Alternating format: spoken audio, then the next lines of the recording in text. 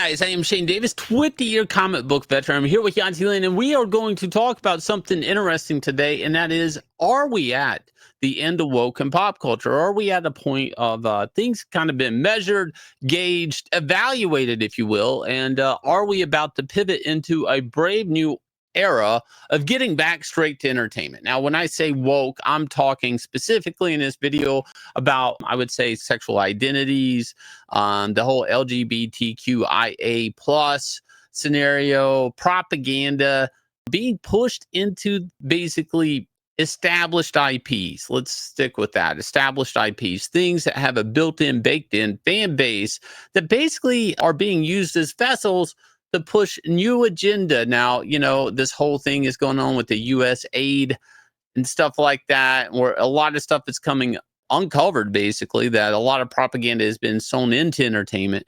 But we're basically going to focus right now on a guy you maybe know of and heard of, and that is Tom Taylor. You maybe didn't hear of him before he lit up newspapers and media with gay Superman.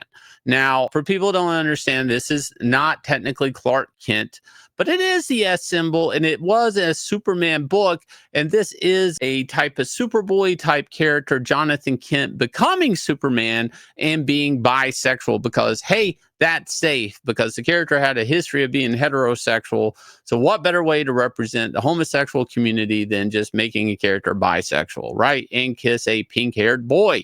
Now, what happened with this is a lot of things, which was the end of it. The run did not look, it sold at first, just like anything radical happening to a character. There will be an artificial boost to sales because you shook the status quo, I guess. And to save face and say they weren't canceling the book or canceling this idea, which they did, they rewarded Tom Taylor with a miniseries. So, and then he got to say, no, they're not getting rid of the character. Yes, they are, with another miniseries.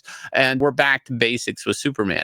But that's not the end for Tom Taylor. No, no, no, no. He is being re-upped with DC Comics and reinstating that you're going to get more of this, right? Mm-hmm. So Tom Taylor here says, more LGBTQ content. Got it. I hear you loud and clear. This is a reply to someone who told him, do everything you can do to counter the push for LGBTQ content. Now, we know Tom most famously for turning Jonathan Kent bi, gay, whatever you want it to be, okay?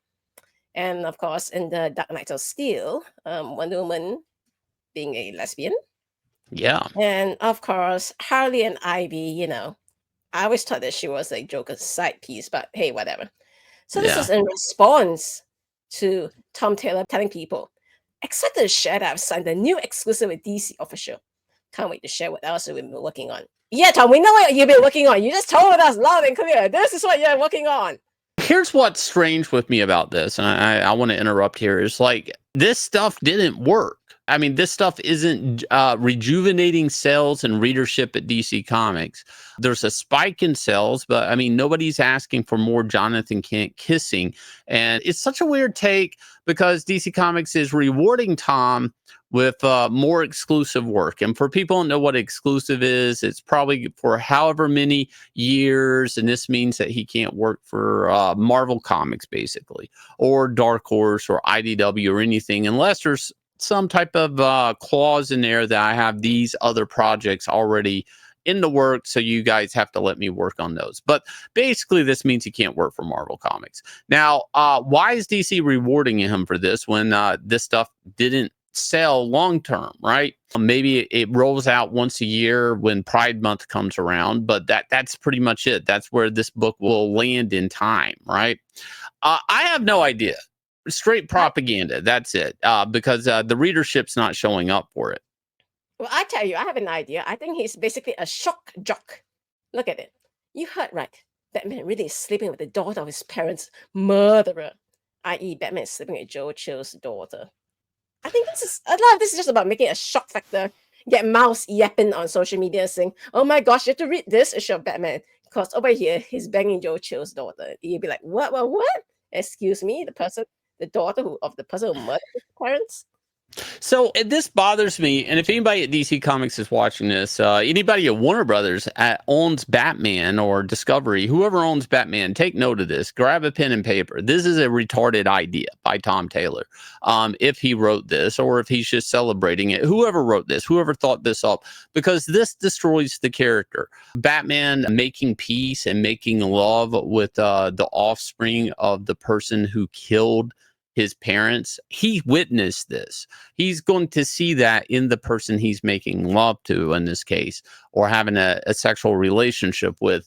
This would mean he's coming and making peace with the death of his parents.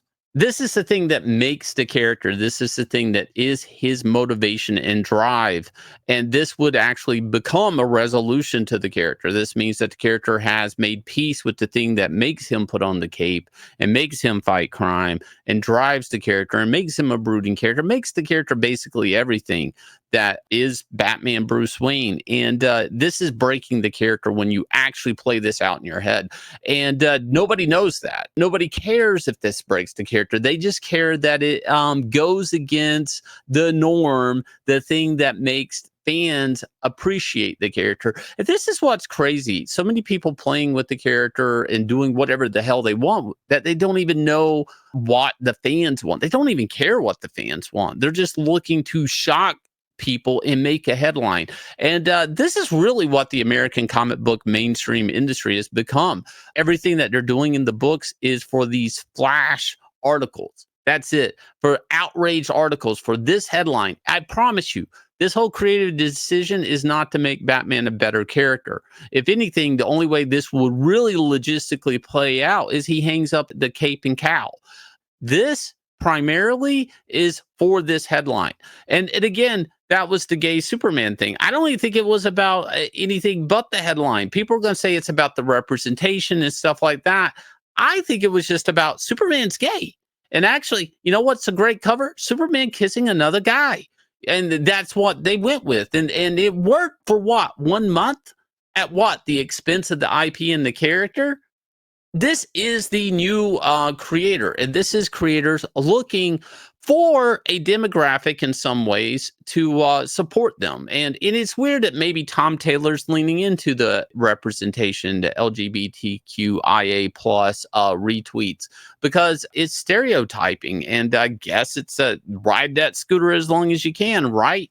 And we're seeing this from other creators too. Another one, Tony Isabella, talking about he identifies now, keep calm, and yes, I'm transgender. Why? Because it's fashionable and he needs a paycheck. Because I guess this is a thing, and but it's fashionable for how long? Like, really, how long is this going to go on for? That you're just hiring comic creators because they just said they're bisexual? They just have to say it. They don't actually have to prove it.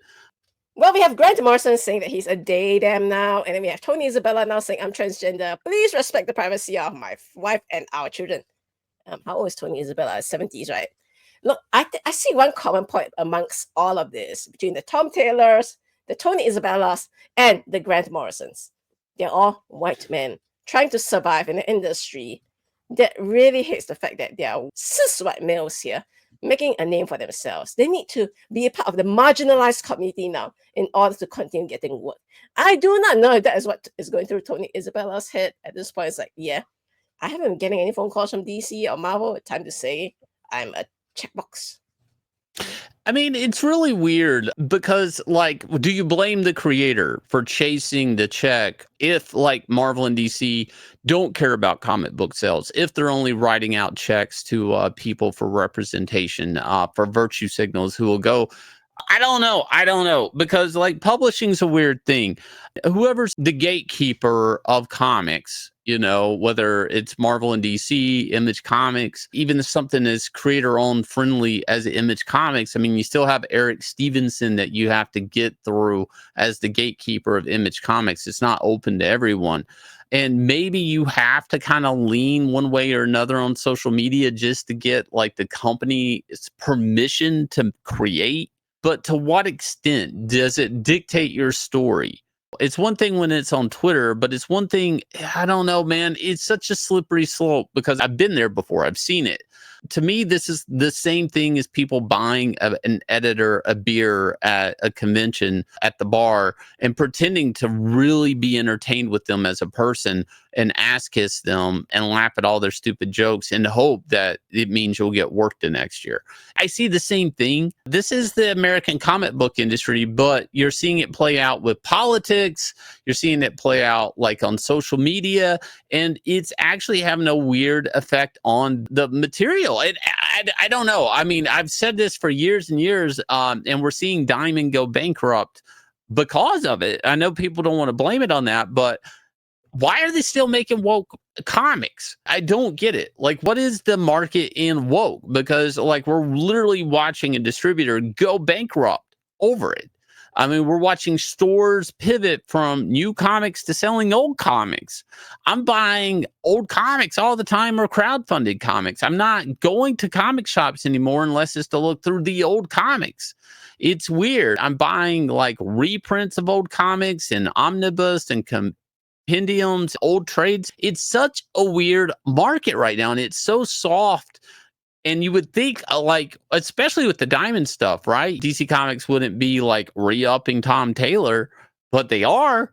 I don't know if sales matter anymore. I don't know if they have for the last 10 years. I wanted to bring this up because it's a real barometer here. But the Fantastic Four trailer, which we did another video on, you can go see, and I talk about everything I love in it and how I feel like Disney kind of made it feel like family centric. There wasn't a lot shown in the trailer, but it was the vibe of the trailer. But it's like one of the highest viewed Marvel trailers that isn't a sequel. Like, that says something, right? Like, I mean, the Fantastic Four isn't the biggest Marvel property out there. I love the Fantastic Four, but I will never say it's bigger than X-Men or bigger than Spider-Man or the Avengers even, really. So, like, why are a lot of people interested in it? Maybe because it was a movie trailer that didn't really feel woke. It didn't really feel like it had even an agenda, unless it's like, we're a family no matter what, and we eat dinner on Sundays at 7. I don't know what it takes for pop culture to wake up. Nobody really does, because there's so many corporate suits looking for a new customer at the expense of the old fan and the old customer, or just the property itself. But I feel like the data's kind of there between sales, between the Diamond thing, everything. It just seems like, yeah, it's right there in front of your face. Do we pivot? Do we turn your back on the community, the alphabet soup, make new characters for them, leave the old stuff alone? I don't know. What do you think, Yanzi? You know what I think? I think comics actually needs a big old hardcore reboot. Go back to basics. People here are talking about, well, why do we need LGBTQIA representation now? Maybe because the history is so messy, so muddled, that they say, yeah, it probably doesn't hurt if we do this interpretation of this character here, because, you know, there's this version here, there's that version there. I think it's time to just scrape it all, consolidate it, and start from scratch. That's something that DC has been trying to do with the Absolute line, in a way, I think. And the sales actually prove that they are the best-selling line right now in DC. Outside of the love triangle between Superman, Lois, and Clark Kent, I don't know if the sexuality of a character has ever been really that important to the story. And everything you just click through there is all about their sexuality, whether it's they're gay, they're bi, or whatever. If your image of explaining why a book is important is this character is kissing that character, that's never been a selling point in comics, at least in American action comics. It has been a selling point in romance comics. Yeah, and again, a lot of these characters were not built, even if they had a romantic angle in the story. That was not the thing that made the book.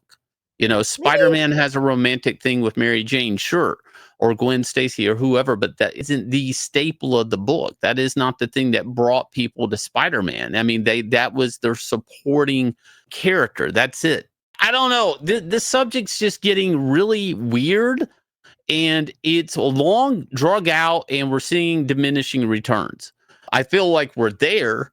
I feel like a lot of people have seen with the last election a change in America, or real data It's just a matter if these companies really want to do something about it or keep doubling down on woke comics, I guess. If you guys will, please go check out our independent site. This is our crowdfunded book, Inglorious Rex. If you guys like Godzilla, Rocky, absolutely going to love Inglorious Rex. I'll leave you guys with a trailer with this. Hit like, subscribe, ring the bell for notification. Let us know down below what are your thoughts about the future of pop culture, and we'll catch you guys again with another video.